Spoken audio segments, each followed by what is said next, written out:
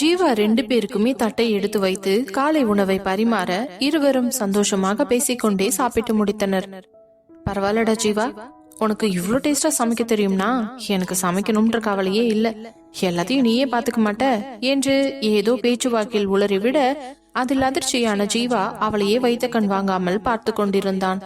அவன் தன்னை இப்படி பார்க்கும் போதுதான் தான் என்ன உளறி வைத்திருக்கிறோம் என்பதை உணர்ந்து இருந்தாள். அப்பொழுதும் அவன் அவளை வைத்த கண் வாங்காமலே பார்த்து கொண்டிருப்பதை நினைத்தவளுக்கு கொஞ்சம் சங்கடமாகத்தான் இருந்தது. அந்த விஷயத்தை திசை திருப்பலாம் என்று நினைத்து ஒன்றுமே நடக்காதது போல அவளை பார்த்தவள், என்ன ஜீவா, நீ சமைச்சது உனக்கே பிடிக்கலையா? ஏன் சாப்பிடாம உட்காந்துருக்க? ஆனா நீ சமைச்சது அவ்வளவு ஒண்ணும் மோசம் இல்லையே, சாப்பிடுற மாதிரி தானே இருக்கு, சீக்கிரம் சாப்பிடு என்று கூறிவிட்டு மீண்டும் அவள் தட்டை பார்த்து சாப்பிட தொடங்கினாள். அப்பொழுது ஜீவா அவளுடைய கண்களையே பார்த்து கொண்டு அனன்யா என்று அழைக்க, சொல்லு ஜீவா, இப்ப நீ என்ன சொன்ன? என்ன சொன்ன? நீ சொன்ன வார்த்தையோட அர்த்தம் உனக்கு தெரியுமா? இங்க பாரு ஜீவா, அதனா என்று ஏதோ சொல்ல வர, என்ன அத நீ யதார்த்தமா சொன்னேன்னு சொல்ல போறியா என்று விரக்தியாக கேட்க அவன் முகத்தில் தெரிந்த சோகமே அவள் இதயத்தை தாக்கியது. ஜீவா ப்ளீஸ், என்னை எதுவும் கேட்காத, நீ இப்படி ஏதாவது பேசிக்கிட்டு இருந்தனா அப்புறம் நான் வெளியில போய் தங்கிக்குவேன் என்று கூற, சரிடி, நான் உன்னை எதுவும் கேட்கல, உன்னால இன்னும் என்னை எவ்வளவு கஷ்டப்படுத்த முடியுமோ அவ்வளவு கஷ்டப்படுத்து, அதுக்காக உன்னை விட்டு போயிடுவேன்னு மட்டும் நினைக்காத, நிச்சயமா அது இந்த ஜென்மத்துல நடக்காது. நான் ஒரு தடவை முடிவு பண்ணிட்டேன்னா என்னோட முடிவுல இருந்து நான் பின்வாங்க மாட்டேன். இப்போ இல்ல, இன்னும் எத்தனை ஜென்மம் எடுத்தாலும் நீ மட்டும்தான் என் பொண்டாட்டி, அதை யாராலையும் மாத்த முடியாது என்றவன் சாப்பிடாமல் அதை எடுத்துக்கொண்டு போய் கிச்சனில் போட்டுவிட்டு கை கழுவி விட்டு வெளியே வந்தவன், எனக்கு கொஞ்சம் வெளியில வேலை இருக்கு, நான் போயிட்டு வரேன், நீ சாப்பிட்டு ரெஸ்ட் எடு. டேய், நான் மட்டும் எப்படிடா வீட்டுல இருக்கிறது, போர் அடிக்கும்ல, ஒரு 1 ஹவர்ல வந்துருவேன். சீக்கிரம் வந்துருவல்ல? வந்துருவேன் என்றவன் பைக் சாவி எடுத்துக்கொண்டு தன் மொபைலை பாக்கெட்டில் போட்டு வெளியே செல்லும் பொழுது, கதவை உள்ள லாக் பண்ணிக்கோ, என்கிட்ட இன்னொரு சாவி இருக்கு, அதை வச்சு நான் திறந்துட்டு உள்ள வந்துருவேன். அப்புறம் யார் வந்து கதவை தட்டினாலும் கதவை திறக்காத, ஏன்னா இது புதுசா வந்திருக்க வீடு, இங்க யாரும் என்ன தேடி வர்றதுக்கு வாய்ப்பே இல்ல, புரிஞ்சுதா? ஜீவா, நான் என்ன சின்ன குழந்தையா, நீ கிளம்பு, நான் பாத்துக்கிறேன் என்றதும் அவளை பார்த்து சிரித்தவன் தனது பைக்கை எடுத்துக்கொண்டு புறப்பட்டான். மீண்டும் கதவை லாக் பண்ணிவிட்டு வந்து அமர்ந்த அனன்யாவிற்கு மனம் ஒரு நிலையில் இல்லாமல் தவித்துக் கொண்டிருந்தது. அவளுக்கு அவனுடைய காதல் நன்றாக புரிகிறதுதான், ஆனால் ஏதோ ஒன்று அவளை தடுக்கிறது. அப்பொழுது அவள் மனசாட்சி வந்து, என்ன அனன்யா, இப்ப பார் அவன் மனச கஷ்டப்படுத்துற மாதிரியே நடந்துக்கிற, நீ பாட்டுக்கு ஏதாச்சும் பேசி விட்டுற, அதனால அவன் எவ்வளவு ஹர்ட் ஆகுறான்னு உனக்கு தெரியுதா இல்லையா? அதெல்லாம் எனக்கு புரியுது, ஆனா அவன் சொல்ற காதல மட்டும் என்னால ஏத்துக்க முடியல. எனக்கு தெரிஞ்சு உனக்கும் அவன் மேல இன்ட்ரெஸ்ட் இருக்கு, ஆனா ஏன் நீ அதை மறைக்க பாக்குற? அத என்ன காரணம்னு தெரிஞ்சுக்கலாமா? இல்ல, அப்படிலாம் எதுவும் இல்ல, போய் சொல்லாத, நான் உன்னோட மனசாட்சி எனக்கு தெரியாதா உன் மனசுக்குள்ள என்ன இருக்குதுன்னு? போதும், கொஞ்சம் ஸ்டாப் பண்றியா? நான் எதுக்கு ஸ்டாப் பண்ணணும்?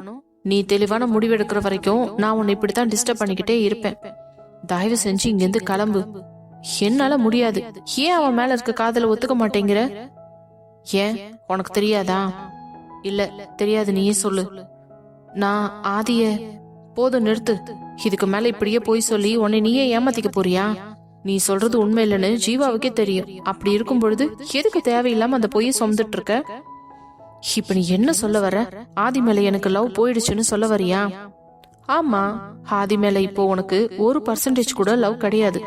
இப்ப கூட ஆதி வந்து உன் முன்னாடி நின்னாலும் ஜீவாவா ஆதியானும் போது கண்டிப்பா நீ ஜீவாவை தான் சூஸ் பண்ணுவ.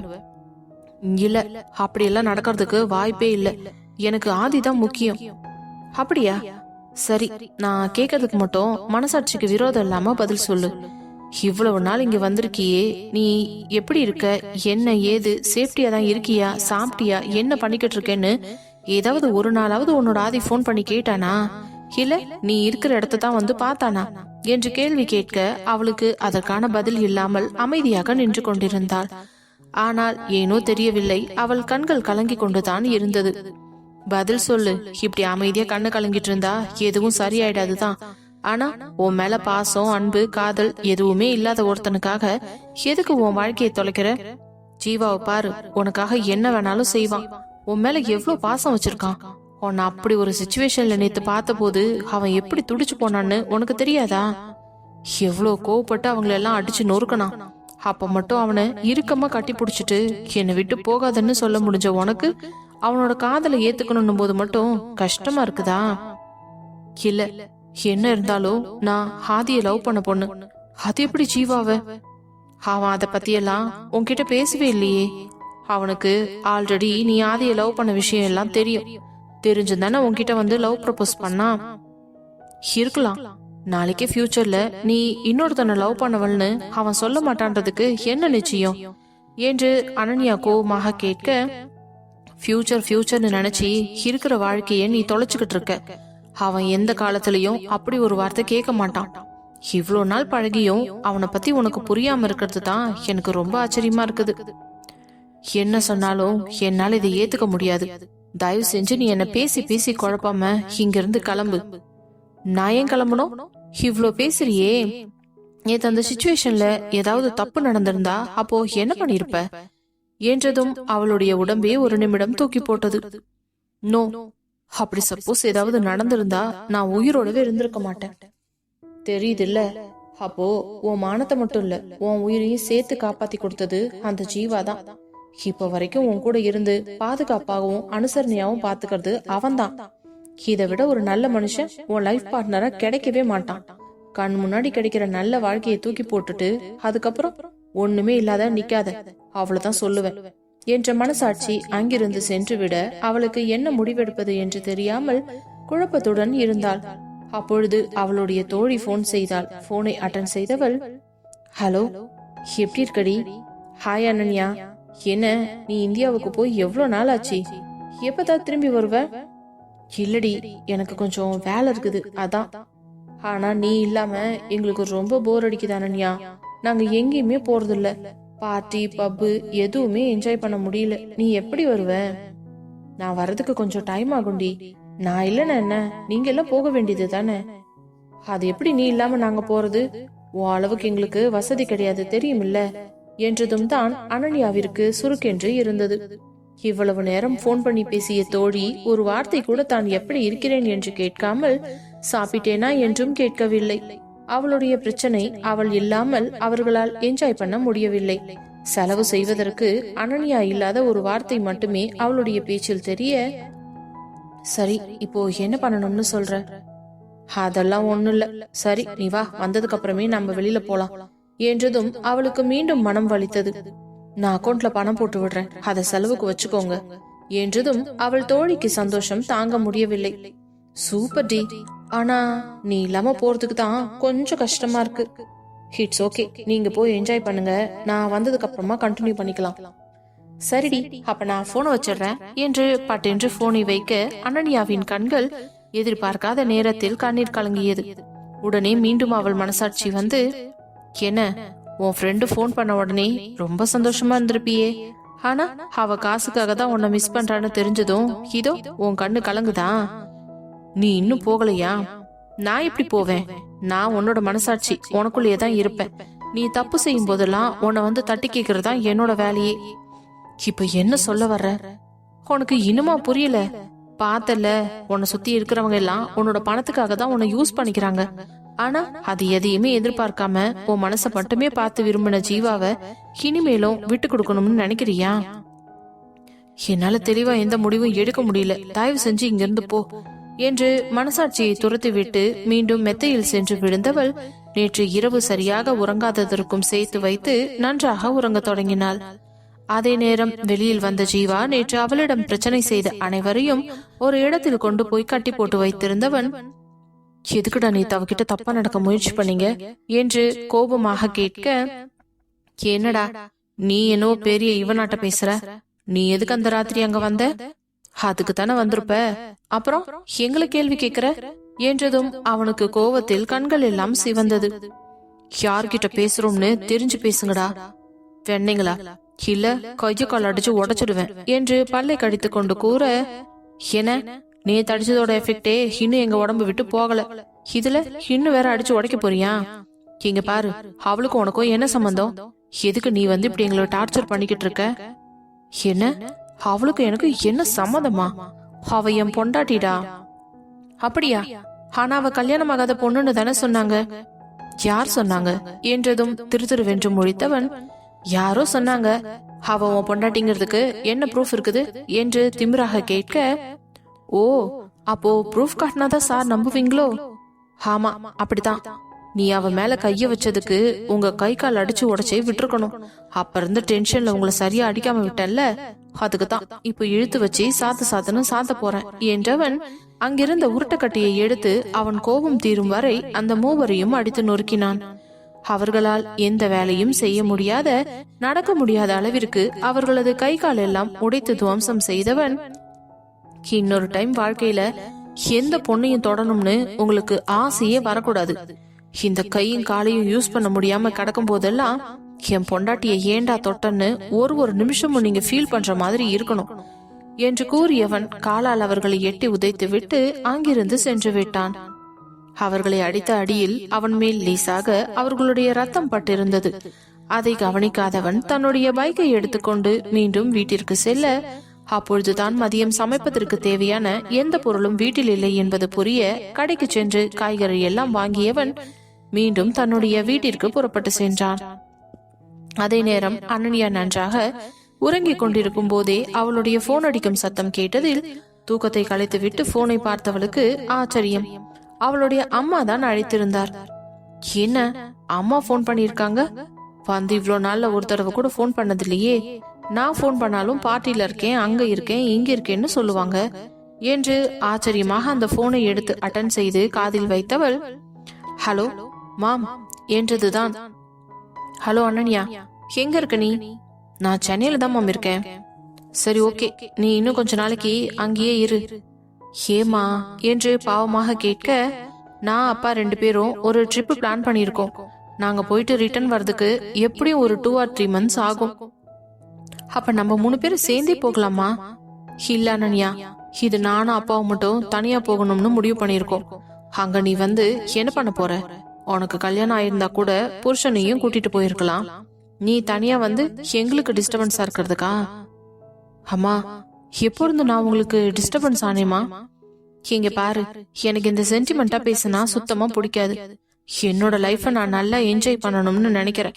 நீ உன் லைஃப்ல கல்யாணம் வேணாம்னு சொல்லி கெடுத்துக்கிட்ட மாதிரி நானும் என் புருஷன் கூட சேர்ந்து என்ஜாய் பண்ணாம இருக்க முடியுமா? இருக்கிறது ஒரு லைஃப், அதை எங்களுக்கு பிடிச்ச மாதிரி வாழணும்னு நாங்க ஆசைப்படுறோம். சரிமா, நீங்க ட்ரிப்புக்கு போங்க. ஆனா என்ன எதுக்கு வீட்டுக்கு வர வேண்டாம்னு சொல்றீங்க? நான் வீட்டை பூட்டி சாவி எடுத்துட்டு போறேன். ஒர்க்கர்ஸ்க்கு எல்லாம் கூட ஒரு 2 or 3 monthsக்கு லீவ் கொடுத்துட்டேன். என்னம்மா, எதுக்காக இப்படி எல்லாம் பண்றீங்க? ஆமா, இங்க இருந்து நீ என்ன பண்ண போற சொல்லு? அது உனக்கு சேஃப்டியும் கிடையாது. நீ இப்ப இந்தியாவில ஹாப்பியா தானே இருக்க, அப்படியே கண்டினியூ பண்ணிக்கோ. உன்னோட விசாவை ஒரு 6 monthsக்கு நான் எக்ஸ்பிளைன் பண்றேன். மாம், அப்படியெல்லாம் பண்ணாதீங்க. நான் உடனே கிளம்பி அங்க வர்றேன். என்ன அனன்யா, நான் பேசுறது உனக்கு புரியுதா இல்லையா? நீ எங்க கூட இருந்தீனா எங்களுக்கு தொந்தரவா தான் இருக்குது. நீ கொஞ்ச நாளைக்கு அங்க தனியாவே இரு. அப்பதான் உனக்கு லைஃப் மேல ஒரு இன்ட்ரெஸ்ட் வரும். சும்மா எப்ப பார்த்தாலும் கூடவே இருந்து இரிட்டேட் பண்ணிக்கிட்டு இருக்க. இவ்ளோ பெரிய பொண்ணா இருக்கிற, சட்டுப்புட்டுன்னு ஒரு கல்யாணத்தை பண்ணிட்டு போக வேண்டியது தானே. இன்னும் எத்தனை காலத்துக்கு எங்க கூடவே இருந்து உயிரை வாங்கலாம்னு நினைக்கிற என்றவர் கோபமாக கத்திக் கொண்டிருக்க, அனன்யாவிற்கோ கண்கள் எல்லாம் கண்ணீர் வழிந்தது. என்னமா இப்படி எல்லாம் பேசுறீங்க? நான் நீங்க பெத்த பொண்ணு தானே. என் மேல அந்த பாசம் கூட உங்களுக்கு துளி கூட கிடையாதா? நானும் இத்தனை வருஷத்துல பல தடவை பாத்துட்டேன். ஒரு தடவை கூட நீங்க என்கிட்ட பாசமா உட்காந்து பேசினதோ பாசம் காட்டினதோ நான் பார்த்ததே கிடையாது.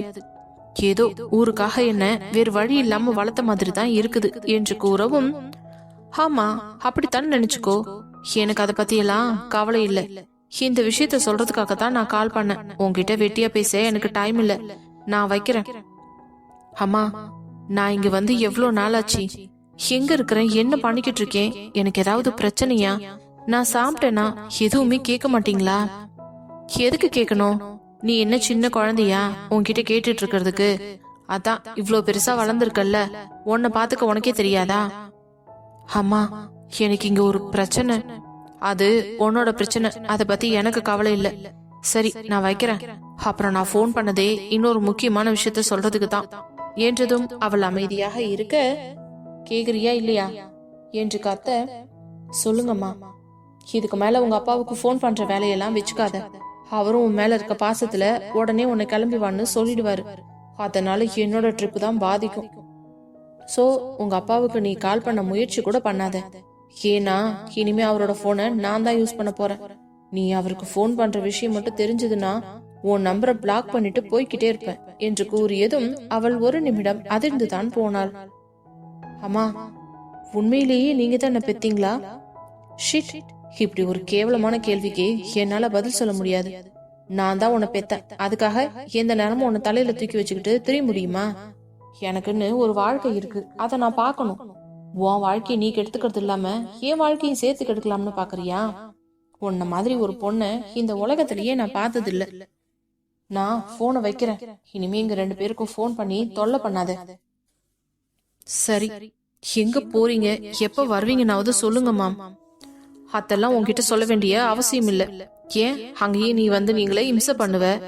நாங்களே திரும்ப ரீச் ஆனதுக்கு அப்புறம் உனக்கு கால் பண்ணி சொல்றோம். அதுக்கப்புறமா நீ கிளம்பி வந்தா போதும் என்று கூறியவர் அவள் பதிலை கூட எதிர்பார்க்காமல் போனை கட் செய்து விட, அதற்கு மேல் அனன்யாவால் தாங்க முடியவில்லை. அந்த போனை தூக்கி வேகமாக சுவற்றில் எரிய அது சில்லு சில்லாக உடைந்து போனது. மெத்தையில் தன் கால்களை குறுக்கி கொண்டு அமர்ந்து ஓ என்று அழுது கொண்டிருந்தவள், ஏன் இந்த உலகத்துல நான் பாசம் வைக்கிற யாருமே என்னை கண்டுக்கவே மாட்டாங்க. அவங்களுக்கு கொஞ்சம் கூட என் மேல அக்கறையே இருக்க மாட்டேங்குது. என்னை பெத்த அப்பா அம்மாவில இருந்து ஆதி வரைக்கும் என்னோட ஃப்ரெண்ட்ஸ் இன்க்ளூடிங் யாருக்குமே என் மேல அக்கறை இல்லை. ஆனா ஜீவா மட்டும்தான் என் மேல உண்மையான அக்கறையில இருக்கான்.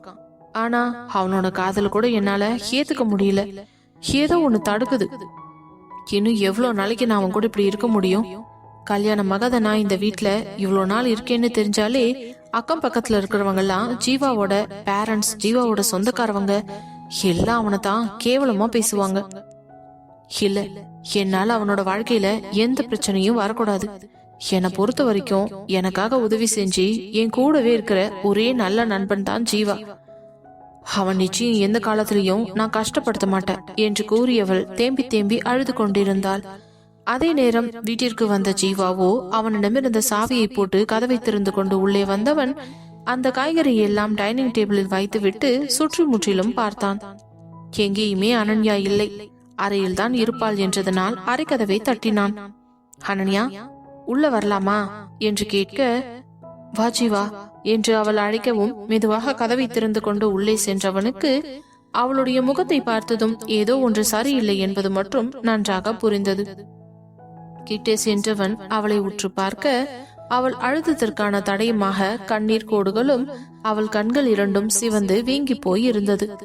அதில் பதறியவன் அவள் அருகே வேகமாக ஓடி வந்து அவள் தாடியை இறுக்கி பிடித்து அவனை பார்க்க சொல்லி நிமிர்த்தியவன், என்னாச்சுடி, அழுதியா என்று ஒற்றை கேள்வியில் அவளுடைய வலிகள் எல்லாம் உடைந்து காட்டாற்று வெள்ளம் போல கண்களில் அருவி போல வழிந்த கண்ணீரை பார்த்து கொண்டே அவனை இறுக்கமாக அணைத்துக் கொண்டு அவன் வயிற்றில் முகத்தை புதைத்தவள், ஜீவா, என்னை யாருக்குமே பிடிக்கலடா, ஏன் இப்படி சொல்ற என்று அவன் அவள் கண்களை துடித்து விட்டு கொண்டே கேட்க, இன்று காலையிலிருந்து நடந்தது அனைத்தையும் கூற அவனுக்கு அவர்கள் மேலெல்லாம் கோபம்தான் வந்தது. என் அனன்யாவை இவ்வளோ கஷ்டப்படுத்தியிருக்க யாரா இருந்தாலும் நான் சும்மா விட மாட்டேன் என்று மனதுக்குள் கங்கணம் கட்டி கொண்டான்.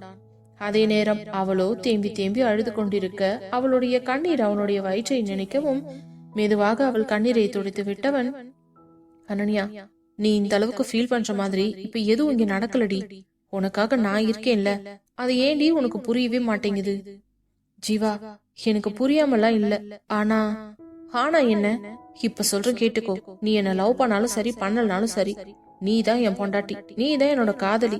நான் உன்னை மட்டும் தான் காதலிப்பேன். உன்கிட்ட மட்டும்தான் எனக்கு எல்லா உரிமையும் இருக்குது. அத வேணாம்னு சொல்லி மறுக்கிறதுக்கு உனக்கு கூட எந்த உரிமையும் கிடையாது. நீ இதுக்கு மேல என்னோட காதலை ஏத்துக்க நான் வெயிட் பண்ணிக்கிட்டுலாம் இருக்க மாட்டேன்டி. என்னோட காதலை உனக்கு திகிட்ட கொடுப்பேன். யாருமே இல்லைன்னு நீ நினைச்ச அழுகுற நிலைய நான் மாத்துவேண்டி என்றவன் அவளை இறுக்கமாக அணைத்துக் கொள்ள அவ்வளவு நேரம் அவள் மனதுக்குள் இருந்த இறுக்கம் அனைத்தும் மொத்தமாக தளர்ந்தது போல இருக்க அவளும் அவனை இறுக்கமாக அணைத்துக் கொண்டாள். அனன்யா, என்ன பாருடி என்றதும் மெதுவாக அவனை நிமிர்ந்து பார்க்க அவள் தாடியை இறுக்கி பிடித்தவன், உனக்கு இதுக்கு மேல சொல்லி எல்லாம் என்னால புரிய வைக்க முடியாது. நீ எனக்கு சொந்தமானவ, எனக்கு மட்டும்தான் உன் மேல உரிமை இருக்கு. இனிமே நீ எதை பத்தியும் யார பத்தியும் கவலைப்படாத. எனக்கு ஒரு விஷயம் மட்டும் சொல்லு, என்ன லவ் பண்றதுக்கு உனக்கு எது தடையா இருக்குதுன்னு நினைக்கிற என்றதும் அமைதியாக யோசித்தவளின் அருகே அமர்ந்தவன், சொல்லுடி, அமைதியா இருந்து என்ன இப்படி கொல்லாத ப்ளீஸ், தயவு செஞ்சு. ஒருவேளை உன் அளவுக்கு நான் வசதி இல்லைன்னு நினைக்கிறியா என்று கேட்டதும் பட்டென்று அவனை நிமிர்ந்து பார்க்க அந்த பார்வையிலேயே அவள் அப்படி நினைக்கவில்லை என்பது அவனுக்கு தெள்ள தெளிவாக புரிந்தது. அப்புறம் ஏண்டி என்ன இப்படி டார்ச்சர் பண்ற? இல்ல உன் அளவுக்கு நான் அழகு இல்ல, நீ லவ் பண்ற அளவுக்கு நான் தகுதியான ஆள் இல்ல அப்படின்னு நினைக்கிறியா? இல்ல எனக்குன்னு சொந்தமா பிசினஸ் கூட இல்லைன்னு யோசிக்கிறியா என்று அவன் என்னென்னவோ பேசிக்கொண்டே செல்ல அவன் வாயை பொத்தியவள், இதுக்கு மேல ஒரு வார்த்தை கூட பேசாத ஜீவா. எனக்கு காசு பணம் அதெல்லாம் முக்கியமே கிடையாது. ஏன்னா அது என்கிட்ட நிறையவே இருக்குது.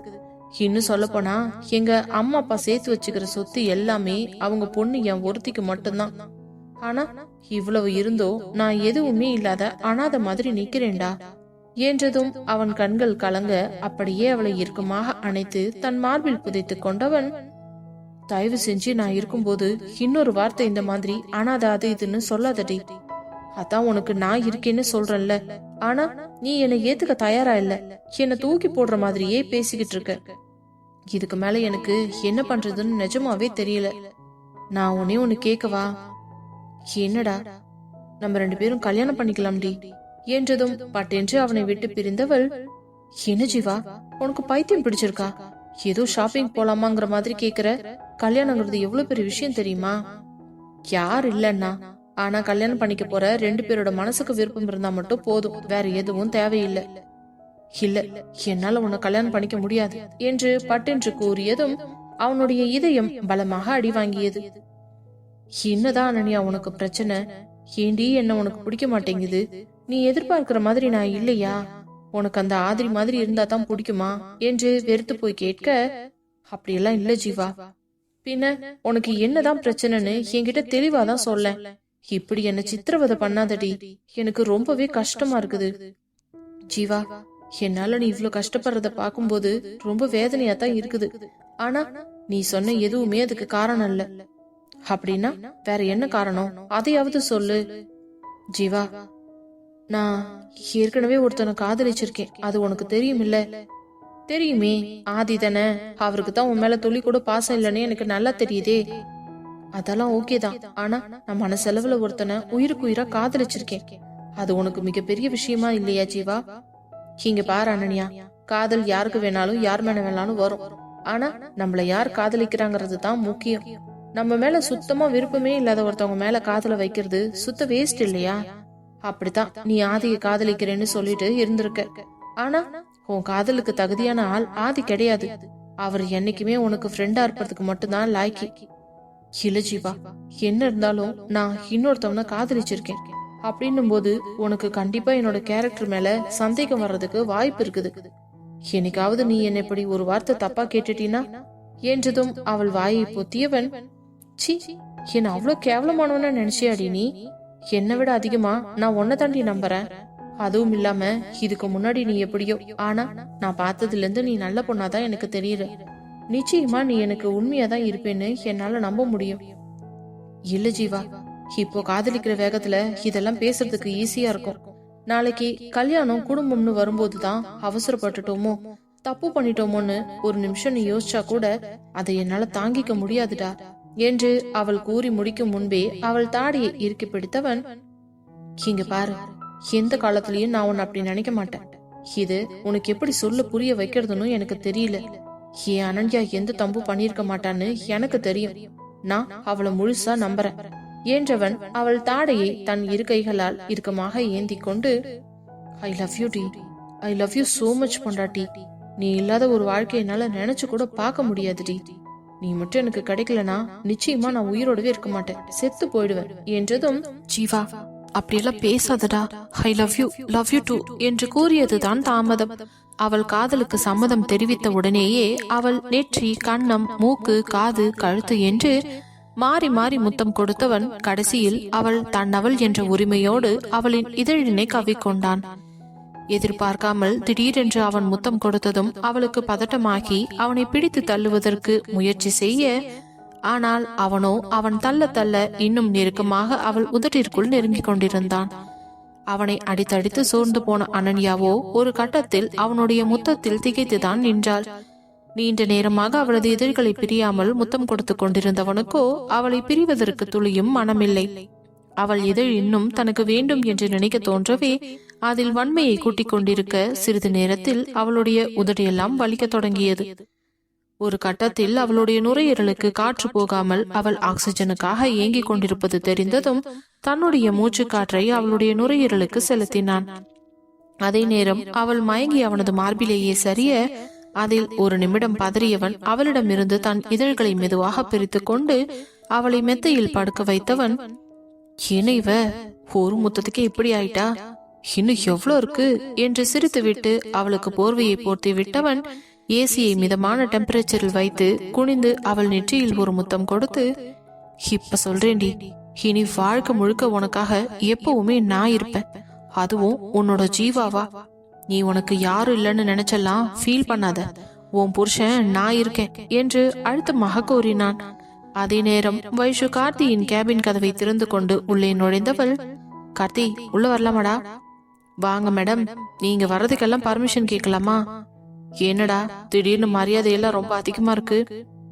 என்ன மேடம், நீங்க பாஸோட வைஃப், உங்களுக்கு மரியாதை கொடுக்க வேண்டாமா என்று கூற, அப்படியா, உங்க ஊர்ல பாஸோட வைஃபுக்கு இப்படிதான் உட்கார்ந்துட்டே மரியாதை கொடுப்பாங்களா என்றதும் அதில் ஒரு நிமிடம் பதறியவன் பட்டென்று எழுந்து நிற்க அவனை பார்த்து சிரித்த வைஷு, ரொம்ப சீன் போடாம உட்காருடா, உனக்கு அவ்வளோலாம் சீன் இல்ல.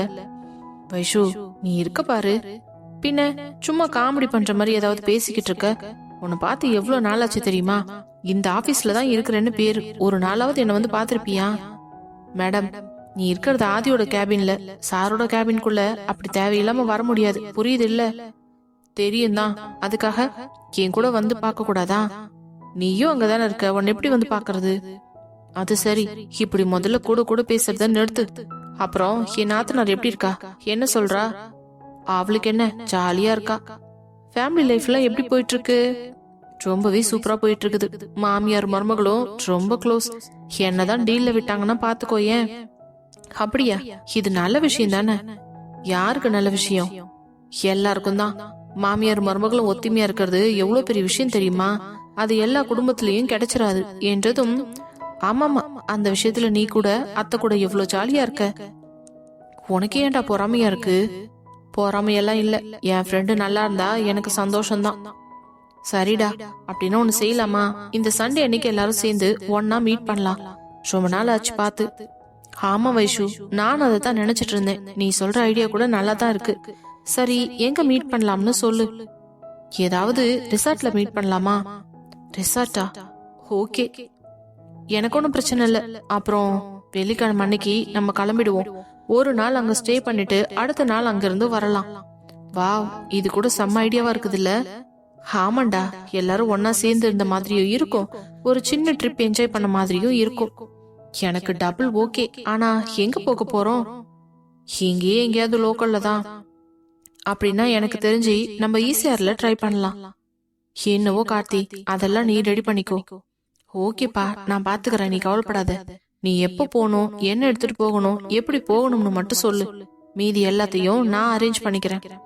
சரிடா, நீ கொஞ்சம் வெயிட் பண்ணு. எதா இருந்தாலும் இந்த விஷயத்த பத்தி நான் ஆதிக்கிட்ட பேசி கன்சல்ட் பண்ணிட்டு சொல்றேன். ஓ, அப்போ உன் புருஷன்கிட்ட பேசாம தான் இவ்வளவு நேரம் வந்து கதை சொல்லிக்கிட்டு இருந்தியா? சப்போஸ் அவர் வேணான்னு சொல்லிட்டாருன்னா என்ன பண்ணுவ?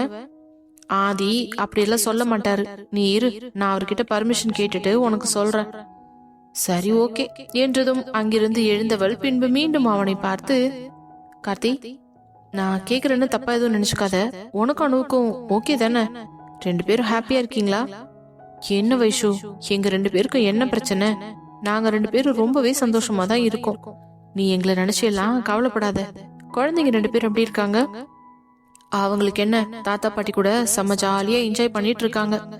சரிடா, அப்ப நான் ஆதிக்கிட்ட பேசிட்டு வந்து உனக்கு இன்ஃபார்ம் பண்றேன். பாய் என்று கூற, ஓகே வைஷு, பாய் என்றதும் அவனுடைய கேபினில் இருந்து சந்தோஷமாக வெளியே வந்தவள் நேராக ஆதியை பார்ப்பதற்காகத்தான் சென்றாள்.